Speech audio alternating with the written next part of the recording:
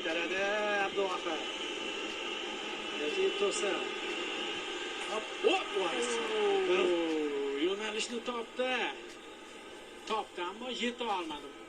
Luis Gonzales ham kuchli zarba yo'llagan ekan, xuddi Iskandarov kabi. Teparmikan o'zi? Boya aytiladi. Boya ikki raqamni ko'rsatayotgandi. Sheriklardan biriga berdi. Sal qoldi. Biz ham wow deb baribir ikkinchi bo'lib tepish biroz bosim yuklaydi. Lekin boya aytdingiz-ku, birinchi bo'lib tepganimiz ma'qulroq edi deb. Chunki hisobda ortda bo'lyapmiz hozir. Lekin vaziyatni o'nglashimiz mumkin. Sherzod Temirov kuchli zarba yo'llamoqchi. Hop, darvozabonni bu tomonga ag'dardi. Olmasni. Olmas ekan. Qaytara olmas. Doim kulib turadigan Abduqodir Husanov, O'rozov kayfiyat yomon emas, lekin biroz hayajon sezilyapti. Qattiq tepadigandek keldi.